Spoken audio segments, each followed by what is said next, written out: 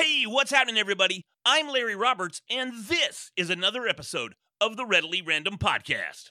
Hey, you could be larger than life, bigger than the world, living out the hopes and dreams. Today I have someone with me that, man, she's phenomenal. She's a phenomenally successful businesswoman. She has a great positive story to tell, and her entire business is focused around positive body image and loving the person that you are, regardless of who you are or what your shape is, or it doesn't matter. It's just all about focusing on you and making you be the best you that you can be, and just bring it all out. And although a lot of women focus on this topic, I like to think, and I know a lot of guys do it too. I mean, let's just be honest here. I wore t-shirts. I was born with a little birth defect, got a scar going down where it was corrected with surgery when I was 4. You've heard the story. But I wouldn't go anywhere without a t-shirt. I wouldn't go to the pool without a t-shirt. I wouldn't teach karate without a t-shirt. There I am in my gi, and I had a t-shirt on under it. And I only stopped wearing a t-shirt when one of my karate instructors started making fun of me. He's like, dude, and he did it positively. But no, he finally brought that out of me, and it instilled that confidence of just being me and loving who I am, regardless of who I am or what I look like or whatever it may be. Although I'm fairly dashing from the neck up. But anyways, with no further, this isn't my podcast. This is a podcast about the folks that I have on. And Jenny Taylor is with me today. And she is with Jenny Taylor Boudoir. Did I say it right? Boudoir? Yeah. Boudoir. See, I never know, because I'm not real good at French. Is it boudoir or is it boudoir? You know what? Whatever the heck you want to say is good with me. Boudoir Perfect. photography. Just not bougie, right? No bougie. No bougie. Well, Jenny Taylor, thank you so much for joining me today. I really appreciate it. It's a pleasure to have you on, and I look forward to hearing more of your story. Thank you so much for inviting me. I can't wait to talk to you and your audience. I'm so excited. Yes, it's great stuff. Not that my show's great, but it's all right. But so, Jenny, you're coming to me today from, I believe you said, your Nashville studio? I'm at my Nashville Boudoir photography studio right now. Wow. So you've got 3 or 4 different locations throughout the country. Tell us more about the studio and how it came to be, and then maybe even we'll talk about how it kind of led you into the things that you're doing over the past 3 years, where it's more just body positive and just positive reinforcement of who we are and being our true selves. Yes. So I own multiple studios across the country. I'm in Nashville right now. I have Laguna Beach, which has been about 2 years open. And then I have Naperville, Illinois, which is right outside of Chicago, which I've had for going on 9 years, which I can't believe. Wow. And so I've always loved photography. When I was little, I got my first pink camera at 8. And so I wanted to always be a photographer. And when I got up to like high school, everyone told me that wasn't a real job. So I was like, okay. So I went to college, and I always tell everybody that I have a PhD in partying and never finished. And I have no training with anything. And so I almost claimed bankruptcy about 20 years ago. And I've taken no classes. I started my business with $1,000 in a dream when everyone told me I couldn't about 10 years ago. And I've made this into a multi-million-dollar empire at this point. And so we're the #1 most recognized company across the country. And what I've done is, which I didn't know I was going to do, and a little story about how it started, because it's kind of funny. Cool. I bought the camera, and so everyone was like, well, now you're going to be this photographer. What are you going to shoot? And I'm like, I don't know. What do you think I should? And people are like, babies and kids. I'm like, no. My best friend was like, how about I wear some sexy lingerie and you take some pictures for my boyfriend? I'm like, oh my God, I am not doing porn. That is not me. Like, I turned bright red. I was like, I come from this little town outside of Chicago in like a cornfield. I'm like, my mom would die. So she's like, no, like Victoria's Secret. And I was like, okay, well, that seems okay. And so we did. And literally it spread like wildfire. And I was so busy after 6 months that I had to quit my corporate job. I was making $150,000 a year, working 20 hours a week. And I went in and I was making no money in photography. I didn't know how to make a profit. And I just knew once my phone for Boudoir started calling more than my other phone, I was like, I need to make a decision. And I just decided right then that I believed in myself. And that's where this company just like skyrocketed. It's been amazing. And so it was about lingerie at that point, almost decade ago. But what I've realized over the years is It's nothing to do with lingerie. It's nothing to do with clothing. It is about this amazing transformative experience that we give to clients that literally we can take someone that is down in the dumps and feeling terrible and transform her entire day. And this lasts for years to come. I've heard from my clients. They leave feeling like they are on top of the world. Their confidence has never been higher. We have worked with women, almost 3,500 women in 10 years across the world. And between the age of 21 and 85 years old, that brought a black dress in. And that's the one thing about my company is when real photographers back in the day would say to me, why did you put this photo up of this 40, 50, 60-year-old woman in a black dress? And I'd say, what do you mean? Like, that's my client and she wanted me to put her up. And they'd say, well, she's not a model and she's not in lingerie, and boudoir is lingerie. And right there I knew, oh my God, I'm onto something, because there is a need for, I'm an everyday woman, even though I get my hair and makeup done for today, but I'm an everyday woman. And like, I love doing that. But, you know, my hair's usually up and I'm wearing yoga pants and this is my job. So it's a little bit different, but the everyday woman wants to feel like this. And if they can do it one day, it's kind of like a spa day. And so I've transformed the word boudoir more into this confidence building experience at my studios. So it's like two gifts in one. That's so awesome. And, you know, there's a couple of points there that really spoke to me. First off, you said, I'm not doing porn. And, you know, this is a very clean show. All of my guests are very clean. There's no profanity or anything in the show. And you clarified that right off the bat. But I had already done my homework. And I mean, it wasn't horrible to have to look at all those images, but I did come across an interview with you where you said, no, we don't even offer nudity. No nudity is offered. No, not at all. No. And the lingerie is optional. You don't even have to wear lingerie. It's your day. It's your day, 100%. Yeah, so we've literally had women bring turtlenecks and jeans. We've had women bring a full fur coat and long gowns. So when I get interviewed, like on the news, and they ask me if you could change one thing about your company, what would it be? I would say I'd take the word boudoir out because it has such a negative stigma sometimes around it for some people.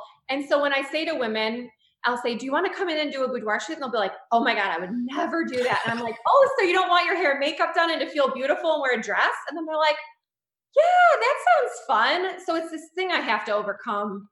And so that's what I've been trying to do with, you know, reteaching everybody of what we do is not like what every other company does with boudoir. Yeah, that's awesome. And the message is great. I do have a question though, and you keep using the term women, and I'm a fan, but do you ever shoot dudes? Oh my gosh. So like 2 years ago, I'm in Nashville. Someone asked me this yesterday, a guy. So 2 years ago, I've had so many men say to me, they'll come in with like their female partner and they'll see her pictures and then say, could you shoot me? And all these years, I'm like, I don't know. So I started boudoir photography. And I'll be honest, we did like 5 or 6 guys and they were super professional and nice and nothing weird or anything. But what I've realized is when I started 10 years ago, I did weddings and boudoir. And one thing I learned in business is do one thing and do it freaking awesome. Right. So I decided, you know, my thing is not guys. I don't know how to make you look sexy every day. And so we're just going to stay with the women. I know, right? Imagine the poses. Because like when you guys would come in, we'd be like, stand like that. Yeah, exactly. I'll stand like this. Give me the Uncle Rico. Yeah. So it wasn't our specialty, but we had a lot of fun. And so at this point, I probably would say no, but. Hey, no big deal there at all. You know, and I noticed there with your staff, you have a 100% female staff, and it's really an experience. And that's one of the reasons you lean towards having a 100% female staff so that everybody comes in. And I noticed too that you have one client at a time. There's always just one client in the house. I say the house, I meant the office, the studio. I'm in Texas. I use house for everything. If we're at the office, come on in the house. But there's one client at a time in the studio. And it's just a nice, comfortable, free environment where women can come in and enjoy themselves and truly have a great experience with your photographers and your hairstylists and your professional makeup artists and that sort of thing. Yes. absolutely. And one thing, so we do have men and they're my CPA and my guys that help me carry stuff and all that. So it's not just that we hire women, because I've had a lot of people reach out, but yes, customer interfacing is all women. So the hair and makeup, the photographers, all that, like you said. And what it does is and I only hire previous clients to work for me. I have about a team, I think it's 25 or 30 women around the country, and they've all had to go through this experience so that they know when they greet the client at the door, the client is 95% nervous, almost all of them. And so it's like they break this down like, girl, I already know exactly how you feel. Like, come on in. They give them a big hug. And yeah, it's just this, we only hire professional hair and makeup, and the photographers are trained by me. So we don't just like randomly call some girl to come work for us. It's an entire production that we have going here. That's cool, and that's what I was going to ask next. You're ahead of the game here. You've done this whole interview thing once or twice, it looks like. I was going to ask is it like a special, because you have multiple facilities, obviously, not multiple studios. Is it a special occasion when Jenny comes in and clicks the camera? I mean, is that like an upgrade? How does that work? Funny. I just sat with a client here in Nashville to show her photos, which is, I never get to do that. I just said to her today, I said, this was so unique for me to sit here with you because I designed and dreamt up this whole company. And I used to do everything from editing to production, the whole thing. And it's sad actually for me that I have so many referrals. People call and say, oh, so-and-so referred me. And I'll be like, it hurts my heart that I don't know who that person is anymore. But my team, and this is another thing I really always tell everyone, just because my name, Jenny Taylor, is on this building and I fund it, this is not about me. This is about my amazing team that works every day, that loves it from the bottom of their heart. And you genuinely, if they were here with me, you would totally see that in them. And it's the clients. So yes, I started it. And yes, it's my name on the building and I fund it and all of that fun stuff. But my team they're the best girls. They've all become like my best friends. They're amazing. That's cool. That's very cool. And not many people can say that. And that was one of the other points I wanted to make when you were talking, when you first was introducing yourself, was that you mentioned you were coming from a corporate environment and you were making $150,000 a year for 20 hours a week, which is pretty awesome. And but you had a passion for photography and you had a passion for this entrepreneurial spirit that you were experiencing, and you left that nest egg, that security, to follow your dreams. And you said, you know what? I'm making this money. It's great money, but I'm not happy. It's not what I want to do. I was happy. I did love it. I just knew that I had this opportunity that, and when you just said this, what I did was I believed in myself that we all need to do. And so if someone's listening and they want to start their own business and they want to go off, you need to believe in yourself that here's the thing. Like, let's say, you work in a restaurant and you want to start a photography, whatever. You need to know that you can always go back. As long as you're doing a great job in your field that you're coming from, you can always go back. Don't burn bridges. I'm always into that. And if you believe in yourself, the universe will put the right things in place for that to happen. And if not, it's a great learning experience. And I always tell everybody, I start out these conversations like, people see me online and they think one thing. And then when I get to talk to them, they're like, oh my God, you're just like a regular person. And I'm like, yeah, I almost claimed bankruptcy 20 years ago. And just because I create a multi-million-dollar empire, if I can do it, anyone listening to this can do it too. So I'm not special. I wasn't given any powers or anything like that. No one gave me anything except an opportunity that we all have to take advantage of. And that kind of leads us to our next segment, really, is that over the past 3 years, you've started pursuing a not necessarily an alternate path, but an additional path where you can spread that similar message to others. So can you expand on that a little bit? What led you down that path and where is it taking you now? Oh my gosh. So I don't have any children yet. My boudoir photography business, I always say, is my baby and it's my heart and soul. And so about 3 years ago, this weekend, right now, Halloween, I had a life-changing experience. I was in this terribly emotionally abusive relationship. And at that point, I didn't know what narcissist, sociopath, or psychopath was, which are really big words that are scary. And so when I started Googling why I was feeling the way I was feeling, I didn't realize I was in an emotionally abusive relationship. And I thought that those words only were in movies. And once I realized I was involved with someone like that, it was scary. And so 3 years ago, this last weekend, he started emotionally abusing me and tearing me down one by one of real things. And I know you mentioned how you have your scar from when you were younger.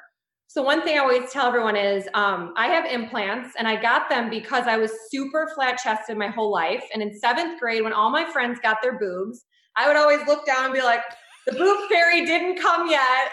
And so when I got to be like 15, I still was so flat chested, and it made me feel really insecure. And so I always knew that I wanted to have boobs, just like if we weren't born with a nose or eyes, I always wanted that to feel like a woman. And so part of the thing is he started tearing me down and saying things like, you only got boobs because of this, this, and this. And so he took these real things about me that what happened was emotionally, and my psychology was like, I'm a bad person because I didn't know who I was back then. And so I remember walking into my mom and dad's house that day after 3 solid days of emotional abuse, crying. And I walked in and I told them, I said, I am the worst person in the world. And they looked at me, and they were watching football, and they shut it off and looked at me, and they're like, what are you talking about? You're such a nice, wonderful person. And they started crying. I said, no, because everything he told me about me is true. But I didn't know that it was emotional abuse. And so anyways, tomorrow I got a call from God. I was not a religious person before this. So 3 years ago tomorrow. And this voice came over and said, I was just in this total just despair. It said, you need to go to church and you need to find a therapist. And I listened. I was like, I got to go to church. I won't even go for a wedding, but I'm going to find one. And I started going to a therapist that does internal family systems therapy. And what it is, it's all about learning about yourself. And so when I walked in there, she said, how do you feel? And I said, good. And she's like, oh, okay. And so why are you here? I'm like, well, I always feel good because I always have in my whole life tried to change the bad situations into something positive, make people laugh, take the, life's, I've been doing this since I was little. And so she goes, well, really? I said, well, I have anxiety. And she goes, okay. And how's that serving you? I'm like, what do you mean? Like, it's just me. Like, I have blonde hair and blue eyes. I mean, I had such crippling anxiety. I would never be able to do this interview with you right now. Wow. Never. And she said, well, would you like to change that if you could? And I was like, Judy, she's like 70. I'm like, Judy, listen. I'm like, I'll try it. She goes, come to me 3 days. Would you just give me that? So I said, sure. So anyways, I realized anxiety had come from, okay, let me go back really quick. So I'm in this terribly abusive relationship. And what I did was I wanted to learn about why I was there. Why was I letting this happen? I didn't know who I was inside. That's what I'm trying to get to. And so anyways, we led the anxiety back to when I was little. And I remember playing with my Barbies at 5, and my parents were fighting in the hall, and they were going through a divorce. And what I realized was I was really sad then. And I also was fearful of what was going to happen. And that sadness and fear went like this and crippled me. And it stayed with me as my protection my whole life. I'm going to be 37 in 2 weeks, which I'm proud. I'm alive. I used to lie about my age, but I'm proud to be here. And so at 33, when I walked into her, I never, ever thought I could sit here this many years later and tell you I don't have anxiety. Or if I do have a flash, it's like, well, I'm fearful of this or I'm sad of this, and I can process all of that. And so over these 3 years, I just graduated therapy after 3 years. In those 3 years, I have started this group called Feel the Positive, which will be 3 years old tomorrow. Awesome. And it's like 18,000 people spanned around the world. In fact, I had a girl from Poland yesterday reach out. Wow. And she said, thank you so much for doing what you do. You're one of the only people that I feel like you're in my life and I don't know you. And the messages that you give out are helping me so much in this negative relationship I'm in. I'm like, I just like remember I was laying in bed, I read it, and I thought, oh my gosh, like that is why I'm here on this planet. That's my purpose. I've learned so much about myself of why I've done the things I've done, why I drank too much alcohol for too many years, to sedate and put all of those bad feelings. Nobody wants to feel bad. And why I ended up in these relationships, because I actually had 2 back-to-back very bad abusive relationships. And now I'm here to impact 1.3 million women. That's my new goal. to really just let them know that they're good enough and that we're all good enough, no matter where we're at in life, no matter what relationship you're in, no matter how much money you have, where you work, if you have kids, if you don't, how old you are, it doesn't matter, that we are all here for a purpose. And that is what I need to get out to the world. Now, 1.3, I mean, I'm going to get you about 1.2 with just this episode, but I'm kidding. That's 1.2 people. But that seems like an odd number. So where did you come up with 1.3? No, I can't say it right now. It's Oh, gonna be okay. my first podcast that's coming out on Valentine's Day. My new podcast is going to launch. Awesome. Why that's the number, but it just came to me, I guess you would say. No, that's great. Save it for your show. That's going to be phenomenal. That's a great way to kick it off and to tell a little bit of the history of it and why the 1.3. That's great. I can't wait to hear it. So that's going to be. You know what? I got to tell you, this interview is going, or I don't even want to call it an interview. This conversation is going so much smoother. I've been sitting at work for like 3 days going, oh my God, what am I going to say to her? She's a boudoir photographer. No way. It's just, and I'm like, man, what are we going to talk about? Hopefully I could say something more besides that. Well, do you use 35 millimeter still, or do you go digital, or, No, I don't know any of that stuff. And, that's something too that you just mentioned that, because if there's anybody out there that photography is very technical. Sure. I had this conversation with someone yesterday. So when I started, I didn't take one class. I literally opened up the camera out of the box and I took a picture and learned from there. Back then, photographers would say to me, oh, your photos aren't coming out correctly, in quotes. And I'd be like, what do you mean? And they're like, well, they're so overexposed and the skin's too light. And I'm like, well, I like it. And then I just went with it. And now we're so busy, we can't even fit people in. And so that's something for anybody to know if they're starting their business. If you see something that you like that's working and you're not going with the crowd of what everybody else is doing, there's going to be other people that are going to like your stuff out there if you do that. I agree 100%. And that's really one of the philosophies I have with podcasting. And I've had with everything. I very rarely follow the norm. Okay. I mean, it's just not something that I do. I don't care what the rules are. I'm probably going to break them, and I'm going to do it my way if this seems to work. And a lot of times it works out. Sometimes it fails miserably, but that's life. But it's the same way, I recently wrote my book, which I'm going to plug at the end of the podcast, but I'll talk about it now too. You'll see it behind me, the 1 + 1 = podcast. That goes against every rule of podcasting that there is. Yay, I love it. But I want people to know. All right, I need this book because I got to launch my podcast. Well, I'll send you, don't tell anybody, but I'll send you one for free. All right, thank you. Yeah, Yay, I'll send your book out to everybody else. That's cool. But yeah, it just goes, there's so many rules, and do this and don't do that. And I'll tell you a story where I didn't break the rules this one time, and I regret it. It's silly, but it's a regret because it was something I always wanted to have, a Ford Raptor. I don't know if you know what that is, but it's a Cat Daddy Ford truck, right? And I just, oh my God, when they came out, I was just so in love with them. And I remember I got a brand new truck one day. It was a Ford. And I'm at the car wash for the very first time, and I'm getting it washed. I'm so proud. And then what pulls up right beside me? A Raptor. I'm like, oh my God, I hate my life. But anyways, fast forward three years, I get my Raptor, and I get heavily involved in the quote unquote Raptor community. And they say you got to do this to your truck, and you got to do that to your truck. And if you don't have this on your truck, then you're just a poser.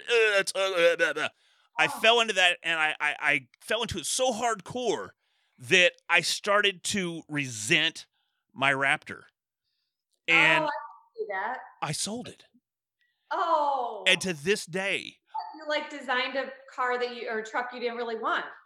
pretty much, I wanted it. I wanted the Raptor, but then I started to have my Raptor conform to what they said was the thing to do. I had a Cat Daddy stereo because I come from the old school. I like old school hip hop, and I had a killer stereo, and with thump thump thump in the back, and they hated that. Everything that I did that I loved, they hated, right? So I'm like, man, I'll never be cool. I can never be a cool kid with a Raptor. And if you can't be a cool kid with a Raptor, you got some first world problems, folks. I'm telling you that right now. So, but I sold the dang thing, and I have some massive regrets in life, but that one, if you take the serious ones away, that one's number one right there. It's just, and it all goes back to conforming to what people tell you is the right thing to do. And just like you said, if you do something and you do it what you think is well, and by God, if other people think that you're doing it well too, you're doing it well. And you know what? And then even if you have one fan or one person that likes it or one client, it goes along with your core and who you are. And this is what I like, and this is me. And you don't have to be like everybody else, and you can just do your own thing. That's it. Well, see, and that fits your say it again, the positive. What's the name of the group? Feel the positive. Feel the positive. That's awfully easy to remember. I got too caught up.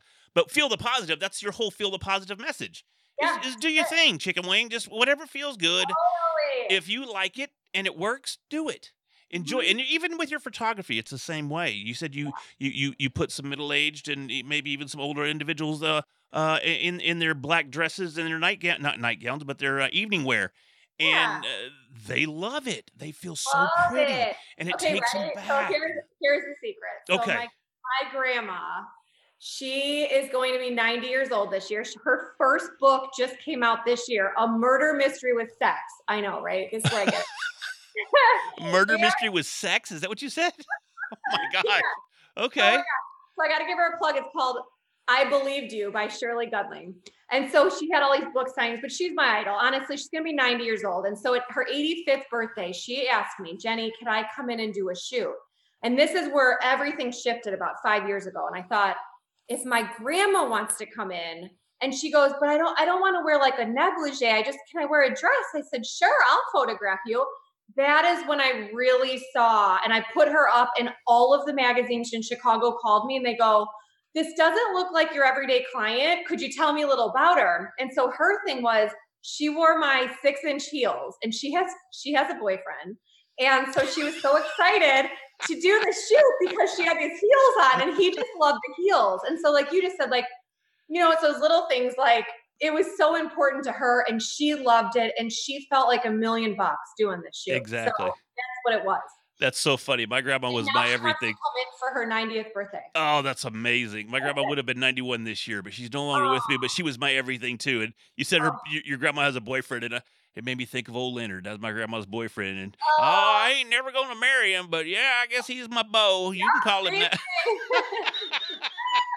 Oh my gosh, my grandma was awesome, man. She was great. So I can totally relate to where you're going with that one. So, well, Jenny, as we start to wrap this thing up, man, is there any other things that you want to highlight or talk about or touch base on before we do that? I host some amazing events around the country. Most of them are in Chicago because that's where my big base of clients are. I do these women's retreats now, which you can find at sparkleretreat.com.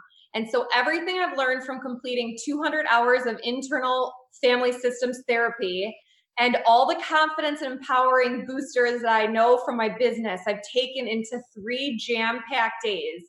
I hosted one in Laguna, and then this next year in February is going to be in Nashville. And so if any woman wants to have, number one, so much fun with other positive, like-minded women, we do like 5-star dinners. Like it's very high end, and it's just, if you're fighting something in your life, like I had a woman, she couldn't get pregnant, or I had a woman that was very abused, one lost her job, that they want to find that part of them of, why am I in this situation? How can I learn about myself better? We can help find that part that's maybe a little bit dusty and dust it off, and where you get to leave my retreats feeling a little more sparkly. So that's what my new passion is for the women out there. That is so awesome. That sounds like it's something right up my wife's alley. Anything that's pink or sparkles, she's all about it. So that's my whole life. Well, Jenny, this has been an absolute blast. No ifs, ands, or buts about it. I've thoroughly enjoyed it, even though I was really intimidated to talk to you at first. But man, why? so just I see the boudoir thing is very upscale, and man, here I am in a hoodie and a sideways hat, and I had yoga pants on all day, and I paid my girls to come do my hair and makeup. It's normally on my head. I don't look like this every day. So I'm just a regular person, just like you, and I would just be hanging out in my sweatpants also, just so you know. Well, I'll tell you, I used to get duded up for the show, but I'm like, nah, this is me, man. This is what it's all about. I put together a decent studio with some decent background, backdrop action, and that's it, man. So the rest of it's all there. So anyways, well, Jenny, thank you once again. This is so awesome. So awesome. Hang on just a minute. Thank you for inviting me on. Interviting. Thank you for interviting me. So hang on just a second. I'll be right back. Hey, everybody, this has been another awesome episode. It was awesome, wasn't it? So much fun. Jenny is great. But hey, if you're going to start your own podcast, don't forget my book, 1 + 1 = Podcast, where I simplify the equation of podcasting success. And hey, just a little FYI, I may have a class. Not may, I do. I have a class that's going to be dropping on Udemy come January. So that'll be some step-by-step instruction to go along with the book as well. We'll talk again soon. Take care. Bye. You could be